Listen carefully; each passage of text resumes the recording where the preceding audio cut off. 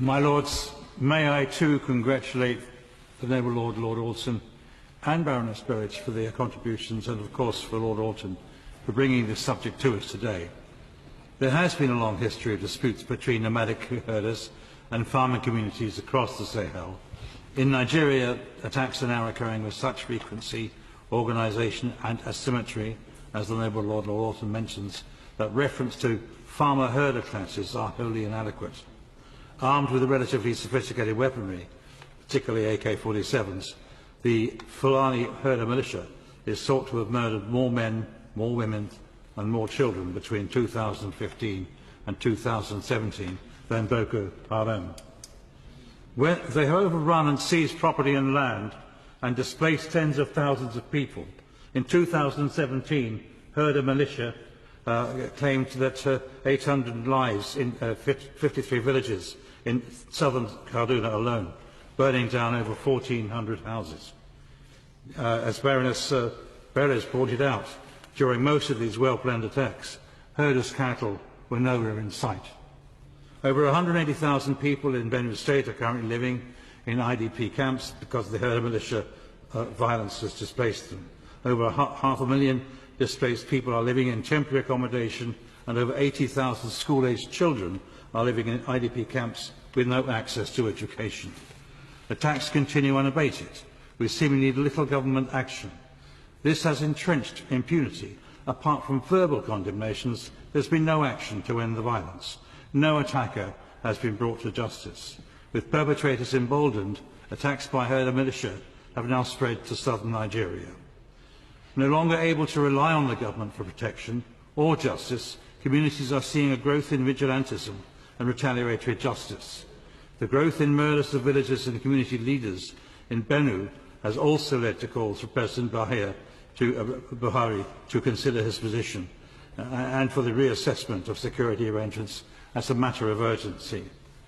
As the Noble Lord Alton mentioned, on the 24th of March this year, the respected former Army Chief of Staff and Defence Minister, Lieutenant General Theophilus Danjuma, stated that the armed forces, and I quote, were not neutral, and I quote again, that they collude in the ethnic cleansing of riverine states by the Fulani militia. Earlier this week, I too had the opportunity to meet with the Honourable Kwabum Rirande Shahula, courtesy of the advocacy organisation CSW. The Honourable Shahulu is a member of the Nigerian Federal House of Representatives in Taraba State. Among his wide-ranging writing and editorial activities, he is currently chair of the National Assembly Army Committee, which gives him unique insight into Nigeria's current security challenges. In our discussions, he was able to rebut the claim that the anti-grazing laws were the cause of the spread of violence. The only states with anti-grazing laws were in fact Taraba, Benue and Ikiti, yet attacks have been occurring over 10 states. For example, in Plateau State, where there are no anti-grazing laws, there have been many killings, including last weekend, as Lord Alton mentioned, when over 200 civilians were reported killed. Interestingly, while there is some evidence that some of the violence has a religious dimension, the Honourable Shawulu argued that the only affected area was Adwamara Estate, which is predominantly Christian. Other local areas with similar land and other resources had suffered no attacks, be they Christian or Muslim. The overriding concern is that the growing instability and lawlessness in the region was providing fertile ground for kidnapping, banditry and terrorism with impunity.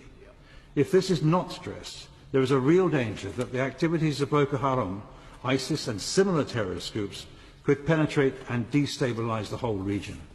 If not addressed, this could create a conflict and humanitarian crisis on a scale which would engage the international community and the UN Security Council and the UK.